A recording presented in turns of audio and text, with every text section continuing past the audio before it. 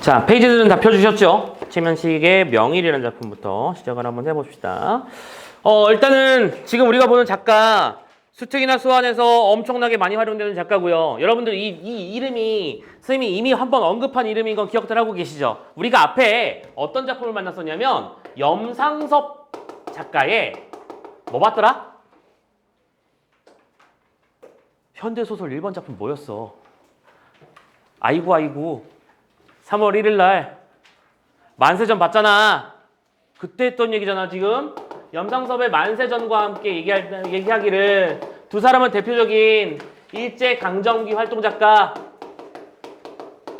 그리고 비판과 풍자라는 코드를 꼭 기억하셔야 되는 작가다라고 이미 얘기한 바가 있어요.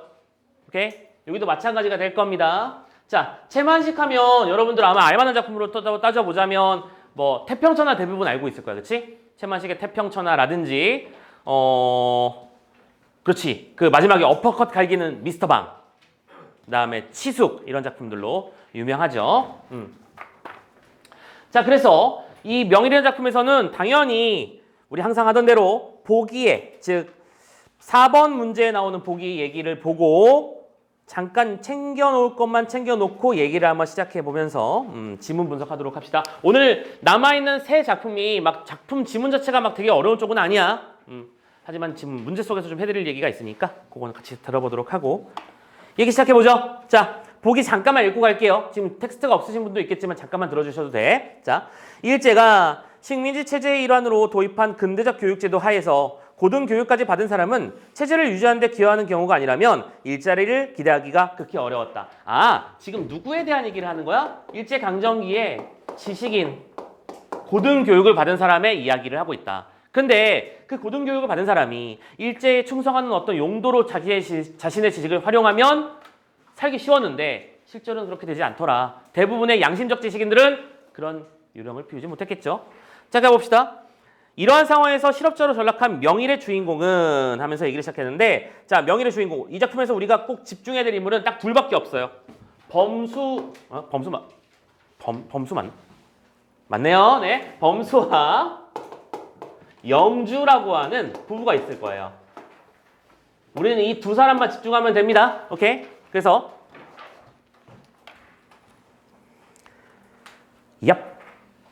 주인공은 지식의 무용함을 인식하고 자, 무용하다는 건 무슨 뜻일까? 쓸모없음이야. 오케이? 지식 그거 알아서 뭐 할 건데 하면서 교육제도의 기만성을 간파하면서도 지식인으로서의 자존심과 윤리의식을 버리지 못하는 자신의 모습 때문에 갈등합니다. 자, 교수는 교육이 무용하다라고 말합니다. 근데 앞으로 보시면 아시겠지만 영주는 교육이 우리의 아이들의 미래다 라고 말하죠. 그럼 이게 뭐야? 아이들의 학교와 관련된 부분에 있어서 갈등 양상이 나타나는 지점이지? 둘은 부부니까? 남편은 가르쳐서 뭐해?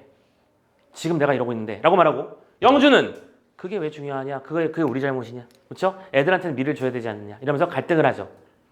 자, 그런 식으로 이야기가 이끌어질 것이다라고 하는 걸 지금 선언하고 가고 있고 이게 이 작품의 가장 핵심적인 구조라서 보기에 등장한 거라고 생각하면 돼. 자, 또 그러면 다음에 이런 얘기를 하죠. 지식인으로서의 자존심과 윤리의식을 버리지 못하는 자신의 모습 때문에 갈등하죠. 그래서 자신이 지금 여기서는 이제 이걸 색깔 구분해서 쓸게.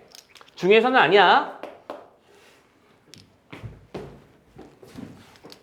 오, 뭐야 이거. 두 번째는 도둑질 얘기가 나올 거야. 범수는 도둑질을 시도해보지만 실패. 마음만 가득하지 실패. 왜? 자신은 지식인으로서 양심을 가지고 있으니까. 그치? 그래서 이 녀석은 내적인 갈등이 나타나는 장면이라는 거야. 지금 보기가 되게 많은 걸 알려주고 있어. 앞부분에서는 이 두 개의 인물 간의 갈등 현상이 나타날 거고 도둑질하는 장면에서는 내적 갈등이 등장할 거라고 말하고 있고 참고로 이 도둑질의 상대 쪽은 영주는 아니고요. 아이들입니다. 근데 아이들이 이 뒤에 스토리 보시면 아시겠지만 두부 훔치다가 걸리거든요. 지금 애들이 훔치는 게 무슨 전자제품, 아이패드 이런 것도 아니야. 두부 훔치다 걸려요. 슬픈 일이죠. 아무튼 간에 이 두부를 훔치는 과정에서 우리 애들은 적어도 가치 있는 일은 했구나라고 하면서 애들이 나보다 낫네라고 자조해요.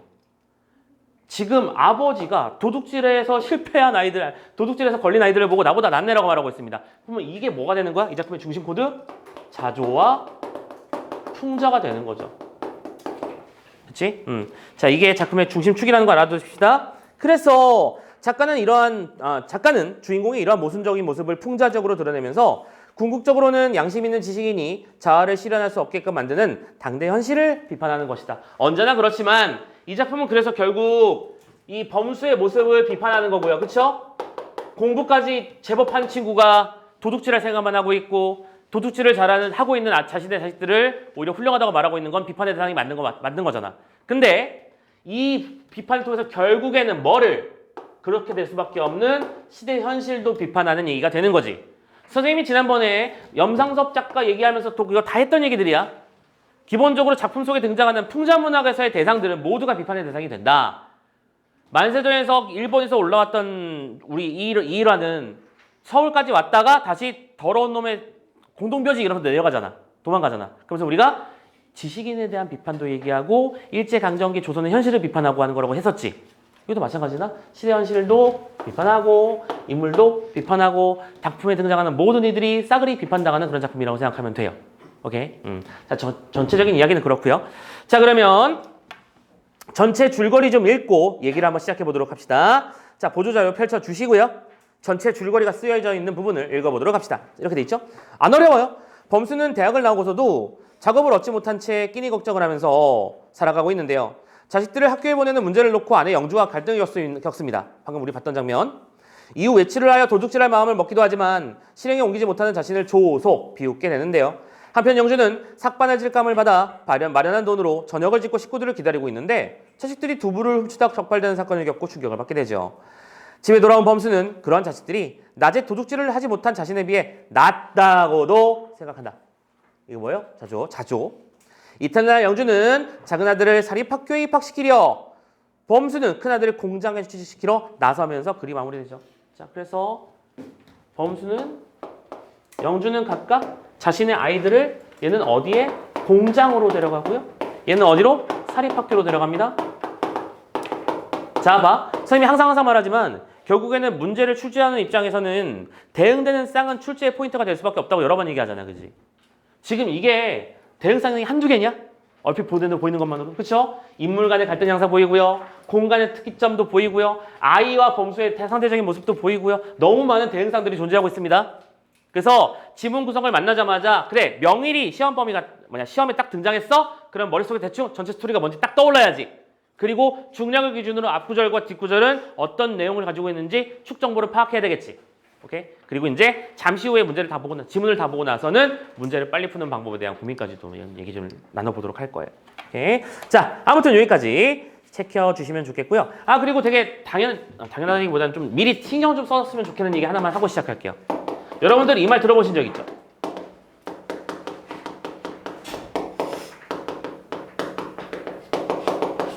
처음 듣는 말이죠? 초점화된 대상이라는 표현 들고 알고 있습니다. 자, 이건 언제 등장하는 말이야?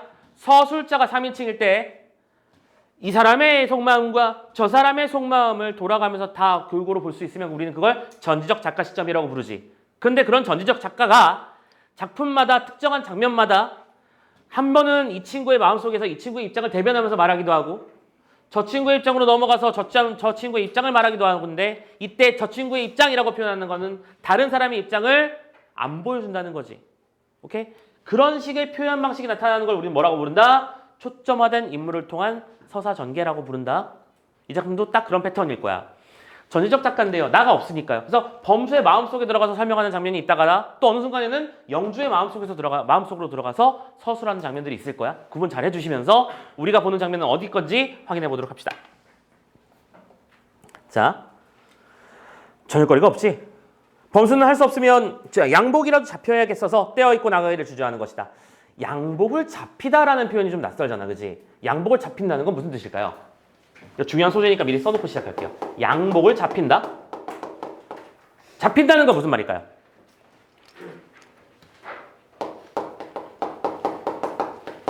전당포 얘기하는 겁니다. 잡힌다는 건 물건을 전당포에 맡겨놓고 그거를 담보로 돈을 빌리는 걸 전당포에 갖다 놓는 잡힌다, 물건 잡힌다라고 표현을 해.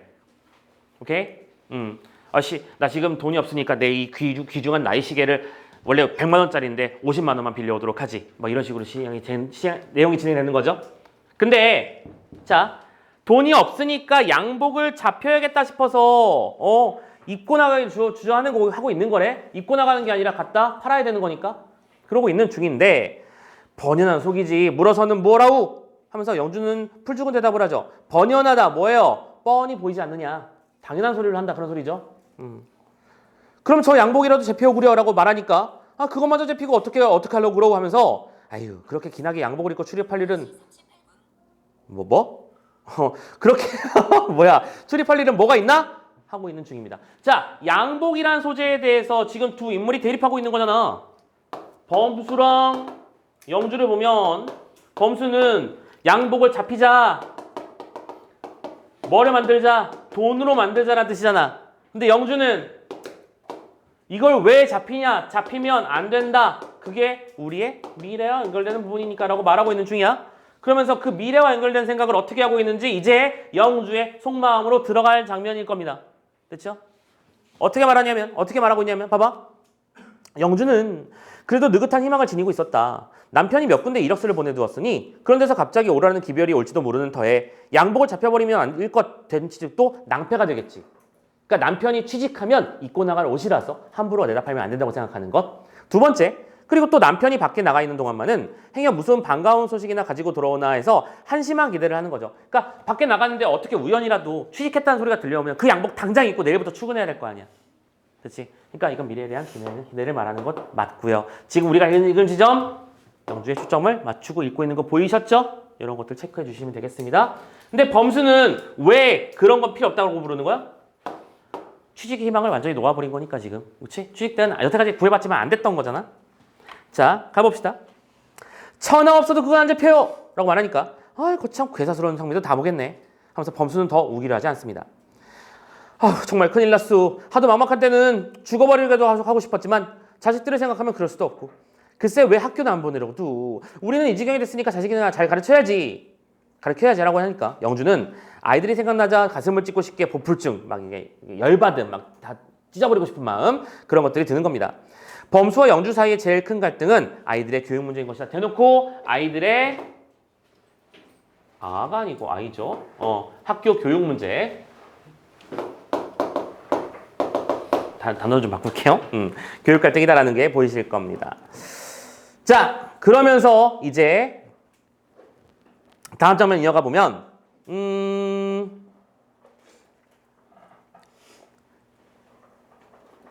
이런 건 넘어가고요. 자, 두 사람이 대화를 나눈 장면부터 이어갈게요. 대화를 나눈 장면. 글쎄 여보. 당신은 당신이 희망하는 일이나 있어서 그런다고. 나는 어쩌라고 그러고. 낸들 희망을 따로 가지고 그러는 건 아니라도 그래. 자식들이 장래에 잘 되어 잘 살게 하자는 생각은 임자하고 똑같지만 단지 내가 골라낸 방법이 옳으니까 그런 것이지. 나는 그 말 못 믿어. 공부도 못한 놈이 망벌이 노동자나 되어서 남의 남의 어떤 밑바닥에서 명령이나 받게 되지. 잘 될 게 어디 있다고 그래. 그건 20년 전 소리야. 뻔히 눈앞에 실제적 증거물을 보면서도 그래? 뭐가 실증이란 말인데요. 그거 참 여보 임자도 여자 고부 맞췄지. 그러니까 여자임에도 불구하고 일제강점기 시대에 고등학교까지 나왔다는 건 아주 높은 교육을 받은 게 맞습니다. 그 당시 기준으로는. 또 나도 명색이 대학을 마쳤지. 그런데 시방 지금 우리 둘이 살아가는 꼴 좀 못 봤어? 그게 우리의 실증 아니냐라고 말하고 있는 거야. 자, 그런데 그 다음 장면은 강조 좀 잘해놔. 굉장히 중요한 장면이죠. 거기에 대한 대답이 뭐라고 하냐면 그거야 공부한 게 잘못이요. 당신 잘못이지. 자, 잘못의 원인을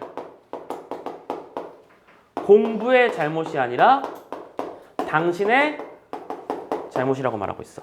자, 말의 맥락과 의미를 판단해보자. 지금 이건 누구의 멘트? 영주의 멘트입니다. 영주는 이렇게 생각해요. 지금 우리가 이렇게 못 사는 이유는 공부를 했기 때문이 아니라 당신이 그걸 활용하지 못하기 때문이다라고 말하는 거네. 오케이? 그러면 여기서 공부가 탓이 된다라는 것은 그들의 세상에 대한 탓을 말하는 거고 당신이라고 하는 것은 개인의 탓을 말하는 것인 건 파악되시죠? 오케이? 그러니까 영주는 이 갈등에서 둘이 대립하는 이유는 지금 우리가 못 살고 있는 이유는 공부를 했기 때문이 아니라 그 공부를 활용하지 못한 당신 개인의 문제다라고 탓을 하고 있는 중이야. 근데 우리의 범수는 뭐라고 대답해서 그 말에 대해서 아니 세상 탓이 맞아 라고 말하고 있죠. 오케이? 또 대응상. 대응상이 그냥 미친 듯이 나오고 있습니다. 자, 그런 것들 챙겨주시면서 세상 탓이라고 말을 하고요. 이런 세상에서도 남은 제가 그 공부를 해가지고 잘들 살아갑시다 라고 말하니까 그건 우연이고 이제 세상은 갈수록 우리 같은 인간이 살게 못 돼요 하면서 비유 하나 들어볼게요 라고 말하죠. 그 다음 얘기는 그냥 선생님이 이게 말로 해드리겠습니다. 그러면서 비유 얘기를 합니다. 내가 비유 하나 들어볼게. 자, 우리에게 1원이 있어. 근데 1원을 가지고 다니기가 너무 힘든 거란 말이야. 그래서 옆에 있는 가게에 가가지고 1원짜리 지갑을 샀단 말이지. 지금 우리 꼬라지가 딱 그런 거야 라고 말하고 있는 거야. 그러니까 누가 1원을 보관하려고 1원짜리 지갑을 사. 말이 안 되는 거잖아. 오케이? 그래서 결국 이거는 비유적 표현이잖아. 1원을 얻기 위해, 1원을 보관하기 위해 지갑을 산다? 그럼 여기서 1원의 상징적 의미는 무엇이고 지갑의 상징적 의미는 무엇인지 찾으면 되는 거 아니겠음? 1원의 상징적 의미는 뭐야? 우리가 지금 현재 가지고 있는 거니까. 우리가 지금 들쓸 수 있는 에너지. 이걸 다른 말로 이 정도의 말로 써주면 되겠지? 우리가 가지고 있는 능력. 오케이? 근데 그러고 우리가 가지고 있는 능력을 어디다 때려 부을 수 없다. 어디야? 우리 애들 뭐 시키는 거? 교육이잖아, 그렇지. 우리의 남은 여력을 애들을 교육에 밀어넣었다가는 지금 이거랑 똑같지 않느냐. 그러면서 비유적으로 설명하면서 돈을 들여서 자식들 교육하는 게 무슨 의미가 있겠느냐라고 쓸데없는 생각하지 말자고 얘기하고 있는 중이었어요. 됐죠? 자, 이렇게 해서 중략 부분이 있어요. 넘어갑시다. 이게 몇 돈중이죠? 하면서 범수는 아까 눈독들이 금비녀를 빼어 손바닥에 놓고 촐싹거리면서 보면서 묻는 장면이 나오기 시작합니다. 지금 이거 무슨 장면이겠어? 도둑질을 고민하고 있는 장면이겠지? 점원이 그것을 받아 저울에 달고 있는 동안 범수는 다른 놈을 두어 개 빼가지고는 어림하는 듯이 양편 손바닥에 올려놓고 촐싹거려 봅니다. 이것이 기회다.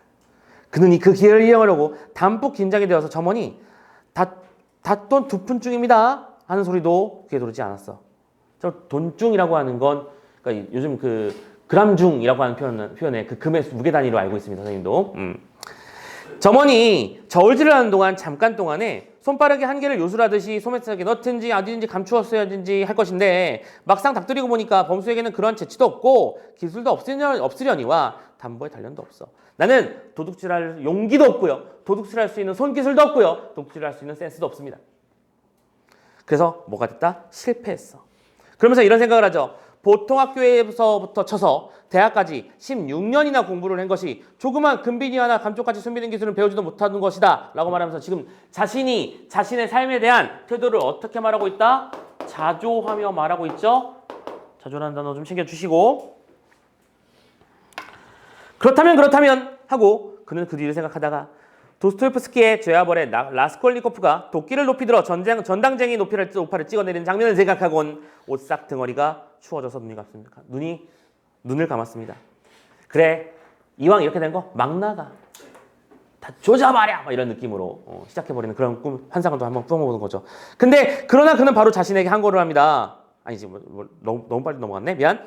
그는 허우대가 이만이나 하고 명색이 대학까지 맞춰서 소위 교양이 있다는 사람으로 도적질을 하려고 하는 자기를 나무라 보는 거죠. 그래, 나 배운 사람이고 교양이 있는 시민이고 소신이 있는 시민이야. 함부로 이렇게 도적질하면 안 되잖아 라고 책망을 해보지만 동시에 또 다른 자아는 이렇게 말을 하는 거죠. 그게 뭐가 나쁘냐고.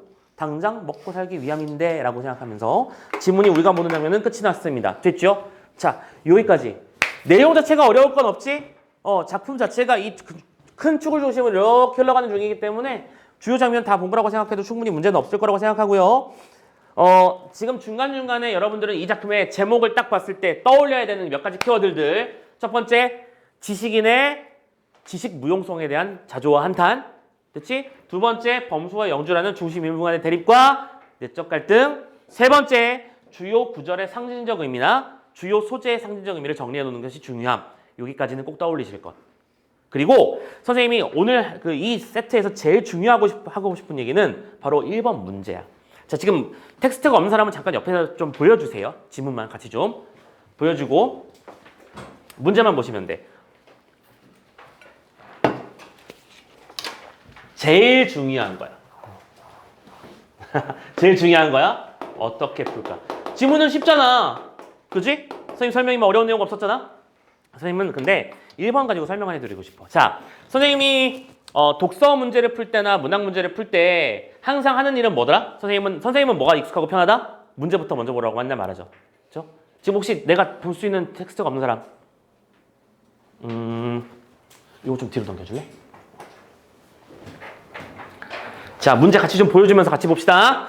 자, 1번 문제 같은 것들을 보면 선생님이 하고 싶은 얘기가 너무 극명하게 드러나는데 봐봐. 여러분들이 혼자 공부하고 정리하고 문제를 풀 때 요즘 뭐 공부하고 있어? 그러면 저 소스통 문제도 풀고 있고요. 뭐 하고 있습니다. 라는 얘기를 해요.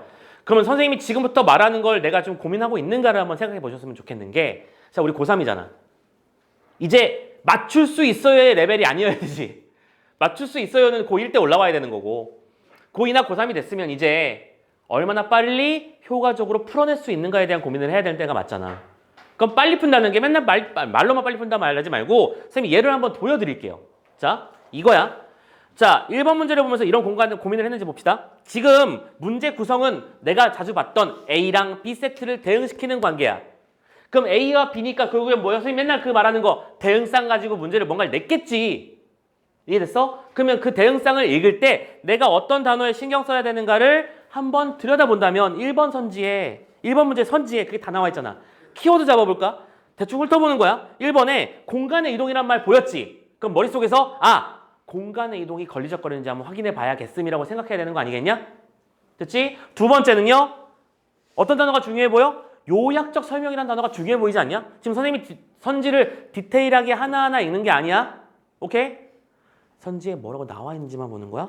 자, 봐봐. 써드릴게. 지금 없는 사람들이 있어서 써드릴게. 1번 공간에 이동이라는 키워드가 하나 나와 있어.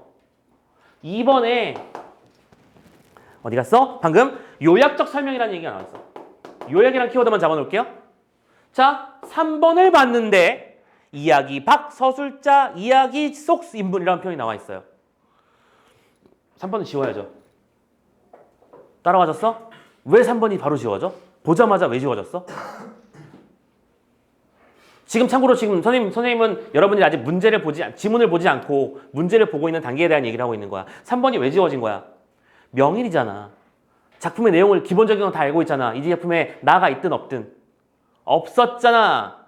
3인칭이잖아. 그러면 선생님이 무슨 설명을 해드렸지? 초점화된 인물의 경우라는 표현을 썼죠. 초점화된 인물이라는 건 이 작품이 몇 인칭이라는 얘기야? 3인칭이라는 얘기 아닙니까? 1인칭일 리가 없잖아. 그러면 작품 속 서술자라는 말이 등장하면 돼, 안 돼? 안 되지. 3번은 보자마자 지워버려야지. 고민의 대상도 아니어야 돼. 됐어? 4번을 봤더니 외양 묘사는 행동 묘사. 4번에는 묘사가 있는지 좀 봐야겠다는 생각이 들고요. 5번에는 대화를 통해 인물 간의 갈등, 그 다음에 내면 서술을 통해서 내적 갈등. 그렇지? 5번은 갈등 양상이야. 근데 머릿속에는 이렇게 키워드까지 잡아줘야겠죠? 하나는 외적 갈등, 하나는 내적 갈등. 그 말하는 거구나, 지금 이거. 됐어? 자, 그러면 이런 키워드들을 염두에 두고 A, B를 읽어야 된다는 말씀을 드리는 겁니다, 선생님은.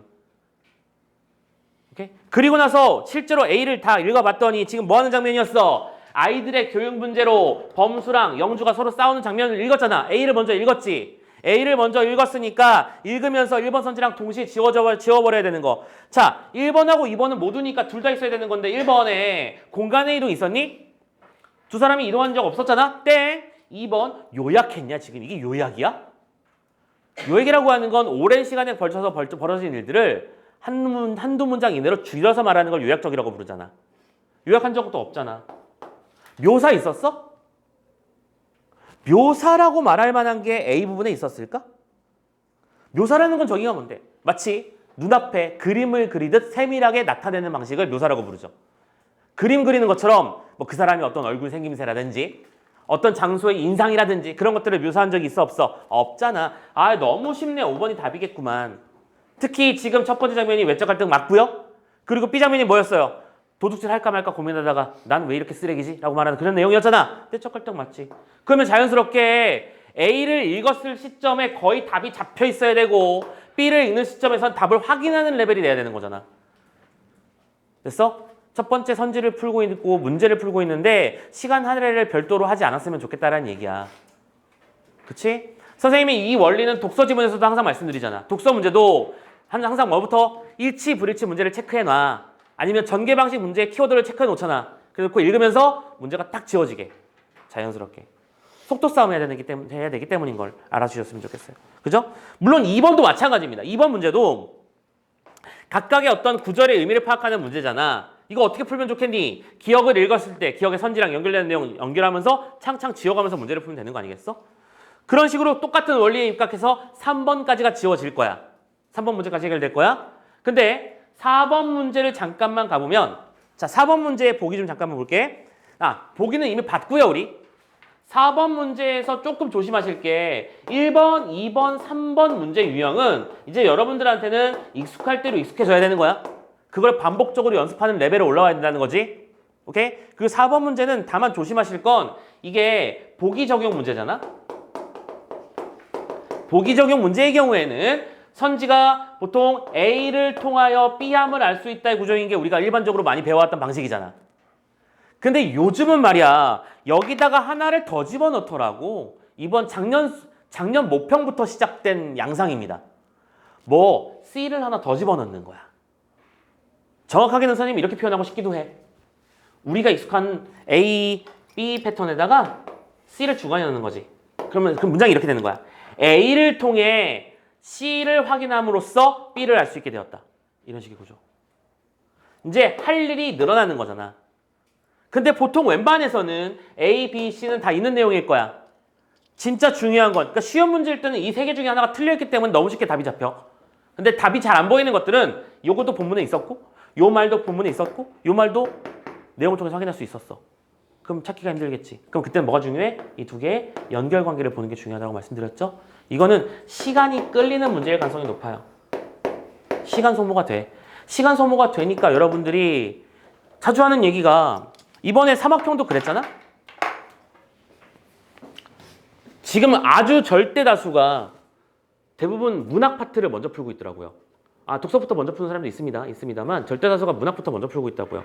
그러면 봐봐. 문학부터 먼저 풀었으면 문학을 좀 더 많이 푼 거고 시간을 많이 투자한 거니까 문학의 정답률도 높아야 되는 거 아닐까? 근데 정답 상태를 보면 거의 비슷하거나 오히려 문학이 더 틀리는 경우들이 보이고 있어. 그러면 그건 뭐지? 문학이 지금 실패하고 있는 겁니다. 문학 영역이요. 첫 번째, 시간 안에 꼬린도 못하고 있고요. 두 번째, 정답률도 낮은 상태인 거잖아. 그럼 그 상태에서 나는 그렇구나 하고 끝내는 게 아니라 어떻게 하면 좋지 그러면? 순서를 바꿔서 한번 해볼까? 먹히는지 확인해 봐야 될 거 아니야. 오케이? 아니면 순서를 바꾸는 게 아니라 문제를 풀 때 조금 더 빨리 풀 수 있는 방법을 연습을 해야 되는 게 아닐까라는 고민을 하거나요. 그런 고민들을 지금 공부에 넣어주셔야 되는데 선생님 수학 숙제가 너무 많아요. 선생님 저 탐구 때문에 바빠 죽겠어요. 이러고 있을 때가 아니야. 지금 고3이 하는 공부는 이런 공부여야 해. 오케이? 그래서 지금 오늘 되게 힘주어 말하는 이 부분 잘 이해 좀 해주시고 고민을 좀 많이 해줬으면 좋겠어요. 선생님의 방법이 답이라고 얘기하는 게 아닌 건 알지? 선생님은 이렇게 해서 빨리 푼다라고 말씀을 드린 거야. 그러면 자기 나름대로 개발을 하세요. 소설의 경우에는 내용을 빨리 파악하고 완벽하게 그림 그리듯 나는 이해할 자신이 있다. 그러면 굳이 문제를 먼저 따로 읽을 필요가 없잖아. 그치? 머릿속에 그림 그리듯 장면 플레이로 딱 남겨놓고 문제 풀 때 안 보고도 풀 수 있을 만큼 능수능란하게 지문 문제를 풀어내는 연습을 좀 하자. 다만 문제 푸는데 읽었다면 내가 그렇게 풀기로 했다면 왔다 갔다 하면 안 되지. 그건 완전 익숙하게 숙제가 안 된 거잖아. 됐어? 그래서 여러 가지 방법을 시도하고 도전하고 고민하고 챙겨봐야 돼. 그게 진짜 공부다라는 말씀을 드리는 겁니다. 아시겠죠? 그러면서 공부한다는 게 꼭 펜대 들고 막 신나게 뭔가를 쓰고 있고 수학 공식을 풀고 있고 그런 게 아니야. 진짜 공부는 이러고 있는 거야. 그게 공부 아니야? 오케이? 무슨 말인지 이해되지? 그런 여러분들이 되길 바랍니다. 진짜 공부는 고민하는 거야. 어떡하지? 어떻게 하면 좋지? 그게 니들 머리 쓰는 거잖아. 그렇게 했으면 좋겠습니다. 자, 아무튼 첫 번째 작품을 통해서 거기까지 말씀드렸고요. 자, 그리고 하나 더 아직 끝난 게 아니고요. 이제 보조자료를 넘겨서 명일 뒤에 보면 어떤 작품이 하나 기다리고 있을 거예요.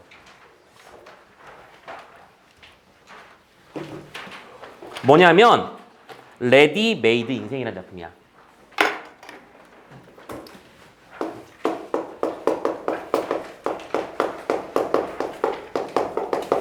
자, 작가 누구니? 채만식이잖아. 그러면 선생님이 이 작품을 왜 들고 왔는지 아시겠습니까? 왜 들고 왔을까요? 첫 번째, 연계도 때문일 거야. 오케이? 이번에 선생님이 몇몇 친구들에게 말씀드렸는데 평가원 발표상 체감 연계율을 높이겠다는 선언을 했거든요. 그럼 얘들아, 상식적으로 한번 예측을 해보자. 보통 7작품 중에서 한 3작품이나 4작품 정도가 연계가 될 거란 말이지. 그러면 그 3작품은 보통 뭐일 가능성이 높아? 현대시 하나, 고전시가 하나, 고전소설 하나가 일반적 연결 경향 아니야? 안 그런 경우도 있었어. 물론 당장 작년 모평에도 안 그랬지. 근데 대부분 이래. 그러면 현대소설은 연계가 아닌 작품이 나올 가능성이 높잖아. 그런데 평가원에서는 뭐래? 체감 연계율을 높이겠대. 그럼 체감 연계율을 높이는 방법은 뭐겠니? 같은 작가의 다른 작품 들고 오거나 같은 주제를 가지고 있는 다른 작품을 들고 오면 되는 거 아니겠니?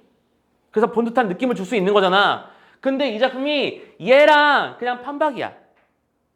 작가의 같은 개념에 대한, 같은 개념이란 말은 좀 오버스럽고 같은 이야기를 담고 있는 작품이거든. 자, 보조자료 읽어볼까? 레디메이드 인상의 왼쪽에 핵심 정리 잠깐만 읽어볼게. 두 번째 줄에 성격 뭐라고 돼 있어? 자조적, 풍자적, 냉소적. 보이지? 똑같지? 두 번째, 배경은 언제라고요? 1930년대, 공간은 경성, 즉 서울이죠. 일제강점기 서울을 말하는 거네요. 시대적 배경, 시간적 배경, 공간적 배경 동일합니다. 똑같다. 주제 잡을래요? 식민지 시대를 살아가는 지식인의 고통. 맞지? 시점, 서술자, 아니 전지적 작가 시점. 다 같네. 됐어? 이것 때문에 가져온 거야. 일제강점기를 살아가는 지식인의 삶의 고뇌와 비내를 비판하고 풍자하고 있는 그런 작품이다. 동일 작가의 작품이다. 그러니까 학습해놔야 되는 거죠. 오케이?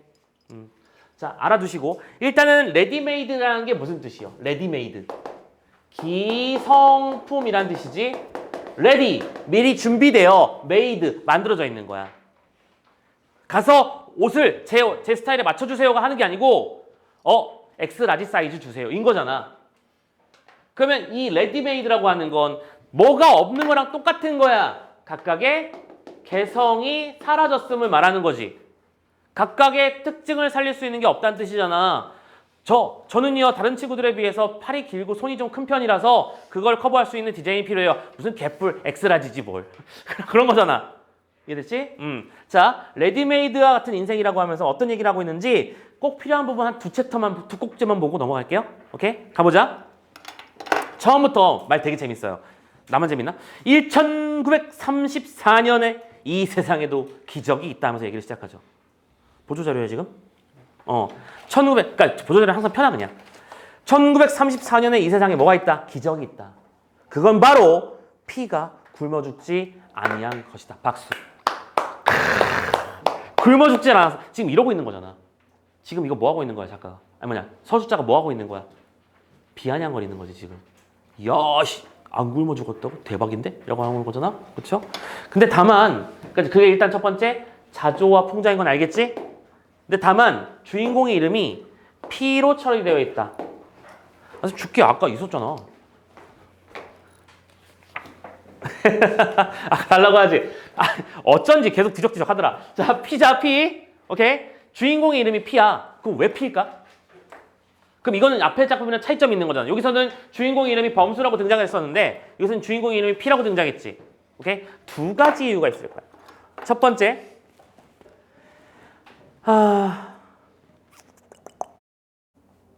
뭐랄까?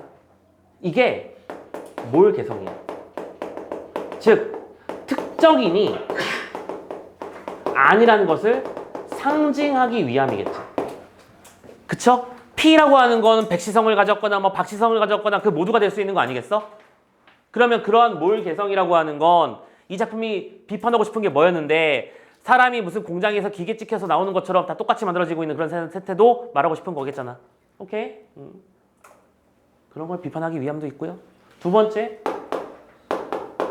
특정인의 이야기가 아니라는 것은 다른 말로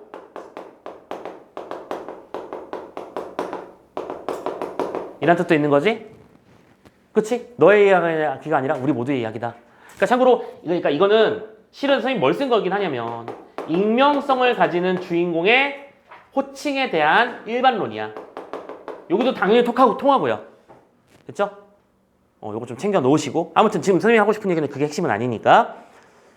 자, 그래서 이 사람이 피가 안 굶어 죽었는데 마저 읽어보면 그는 최근 일주일 동안 돈이 생긴 데가 없죠. 잡힐 것도 없고 또 여기서 잡힌다는 표현 나오죠. 잡힌다는 건 뭐? 전당포. 전당포에 물건 맡기는 거. 니들 근데 전당포를 뭐 영화에서라도 본 적은 있니? 이거 하면 다 알잖아. 이제 아저씨에서 그 주인공 원빈이 전당포 주인이잖아요. 물건 맡기는 곳. 아무튼 그렇습니다. 뭐 아무튼 잡힐 것도 없고 어디서 벌이를 한 적도 없죠. 그렇다고 남의 집 문 앞에 가서 밥 한 술 주세요 하고 구걸한 적도 없고 남의 것을 훔치지도 아니했어. 오케이? 그러니까 얘는 적어도 훔치지는 않고 있네요. 차이점도 있지만 챙겨주시고. 자, 이러면서 어쩔 줄 몰라 하고 있는데 자, 다로 넘어갑시다. 바로 건너뛸게. 중요한 장면만 몇 개 볼게요. 다로 넘어가면 왜 내 자식이라고 공장에 못 보내는 법 있답니까? 하니까 아니 정말 그래요?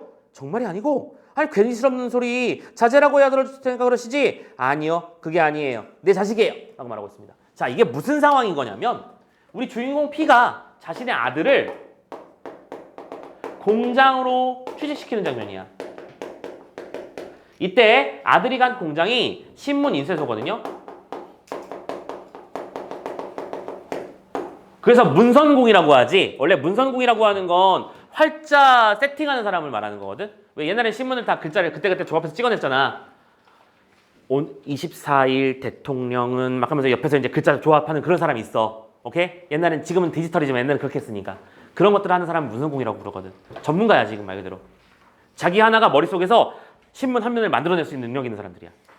텍스트만 있으면. 오케이? 아무튼 자, 거기다 취직시켜주니까 지금 아저씨가 하는 얘기는 그거지. 그러니까 이 신문 공장의 과장님이 P가 자기 아들을 데려와서 우리 아들내미 취직시켜주쇼 하니까 에이 무슨 당신 같은 엘리트가 얘도 배운 사람이니까 무슨 애들을 공장에 취직을 시켜요. 혹시 이렇게 해야 취직시켜줄 것 같으니까 일부러 그러는 거죠. 뻥이죠? 라고 했더니 아닌데 진짜 내 아들인데 하고 있는 중이야. 그러면서 놀라워하는 그런 장면입니다. 오케이? 그러면서 계속 말하죠. 내 자식입니다 라고 말했으니까 아니 왜 그러면 공부를 안 시켜요? 인쇄소 일 배우는 것도 공부지. 그건 그렇지만 학교에 보내야죠. 학교에 보낼 처지도 못 되고 또 보내봤자 사랑구실도 못 할 테니까 라고 말하니까 아니 참 모르겠네. 아니 우리 같은 놈들은 이 짓을 해가면서도 어떻게든 애들을 공부시키려고 용 쓰고 있는데 아니 당신은 왜 그걸 거꾸로 하고 있냐고 라고 물어보니까 내가 학교 공부를 해본 나머지 그게 못 쓰겠으니까 자식은 딴 공부를 시키겠다는 것이요. 딴 공부는 뭐야? 기술이잖아. 지금 뭐야? 주제면까지 거의 똑같고 사람 내용의 흐름까지 똑같은 거 보이시죠? 지식인의 무용성에 대해서 하는 얘기구나 라는 거 알아두시고. 자, 그래서 두 페이지를 더 넘기고 나서 역시 다 챕터 마무리할게요. 중간에 많은 얘기가 있지만 우리가 지금 읽을 작품을 공부하는 건 아니니까 마지막 챕터 장면만 볼게요. 다 부분 봅시다. 일찍 맛보지 못한 새살림을 P는 시작하였다. 창선이가 도착한 날 밤 창선이는 아랫목에서 쌕쌕 잠을 자고 있어요. 외롭게 꿈을 꾸고 있으려니 생각하매 전에 없던 애정이 솟아오르는 듯합니다. 약간 뭐랄까 내가 가난한 아버지로서 그쵸? 그동안 해준 게 뭐 없으니까 그리고 이제 공장에 취직시키겠다고 데려온 거거든. 그래서 지금 애틋한 마음이 솟구치는 거야. 이튿날 아침 일찍 창선이를 데리고 인쇄소에 가서 A에게 맡기고 내키지 않는 발길을 돌이켜 나오는 P는 혼자 이렇게 중얼거리죠. 레디메이드 인생이 비로소 겨우 임자를 만나 팔렸구나. 오케이? 레디메이드 인생이라는 표현을 쓰죠. 아까 제목이 레디메이드 인생이었습니다. 무슨 뜻이라고요? 식민지 사회에서의 교육에 대한 비판과 인텔리인 자신에 대한 자조적 비판. 그게 우리의 삶이다. 오케이? 팔려나가지 못하면 그냥 재고품으로 쌓여있을 수밖에 없는 그런 존재다 라고 말하면서 자조하고 있는 얘기까지 한번 읽어봤습니다. 됐죠? 자, 여기까지 읽었고 선생님이 지금 다 바빠서 못 읽는 건데 최소한 이 정도는 읽어주십사라고 부탁드리면서 가져온 거야. 그 위에 보면 이 작품과 마찬가지로 양복 얘기도 나올 거예요. 무슨 뭐 떡 얘기도 나오고 막 그럴 겁니다. 아무튼 간에 그 부분들도 한번 읽어봐 주시고 나중에 나오면 좋겠다 차라리 이렇게 됐으면 오케이 말씀을 드리면서 마무리하도록 하겠습니다. 자 여기까지 명일 봤고요. 자 좀만 쉬었다가 잠시 후에 1시간 안에 해방전우랑 명일 아니지 어디가? 너무 빨라. 깜짝 놀랐지 뭐야? 해방전우하고 그다음에 제목을 까먹어서 단독 강화 오케이 단독 강화 2개 보도록 합시다. 됐어요. 다녀오세요. 쉽시다.